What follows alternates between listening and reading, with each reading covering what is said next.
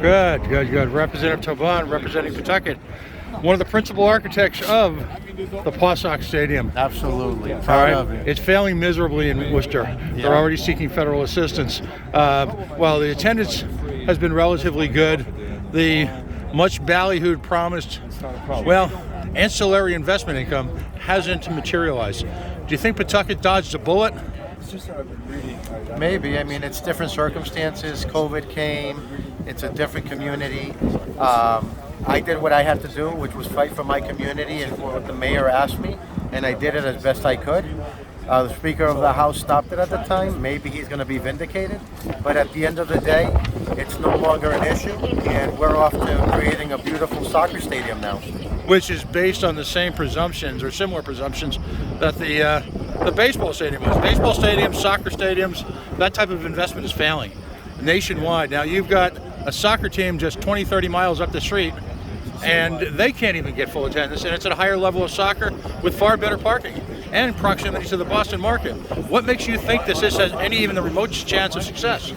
Well, what I know is if we keep doing the same things, which is very little, we're going to get the same results. So I think that people understand that we're up here to make decisions, do the best we can, and give them something that they might change the trajectory of our community. So that's what I'm doing. That's what I focus on. Not everything goes right. Businesses have a 2 or 3 to 5 fail, a rate of 2 or 3 out of 5 fail. That's life, and what we need to do is do the best we can to avoid that.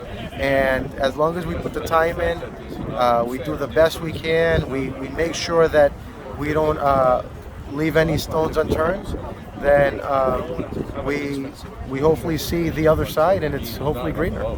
The train station threatens to accelerate the rate of gentrification in Pawtucket.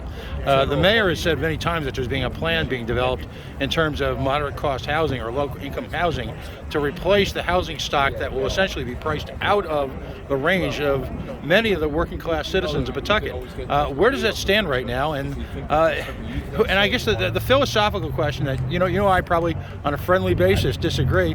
Who is economic development for? The people who are in the community now, or those you'd like to replace them with?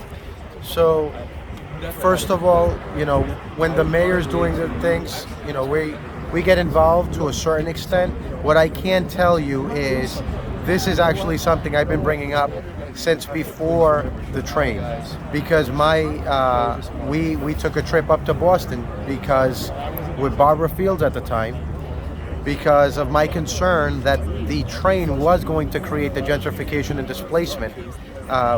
We've been slow to react, and it's very disappointing.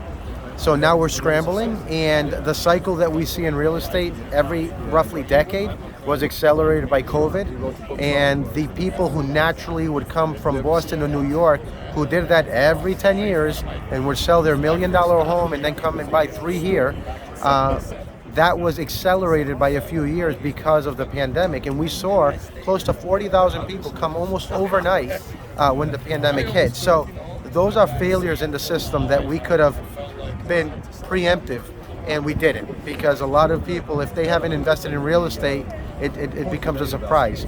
Long story short is that we're going to do the best we can to make sure that the people who've weathered the storm with us all along are going to be intact or the best possible without changing their lives, and make sure that we also create the environment that's conducive to welcoming those individuals who are looking to make Rhode Island their home, and if they have some extra funds to spread in the community. So I believe that can be done. I believe there's a balance somewhere. It doesn't have to be winner takes all or losers, but we're at the intersection where our community can get the best of both worlds right now, and we need to embrace it. But most importantly, take care of those who've been with us all along, which is the Rhode Islanders who have not moved out but have stayed here.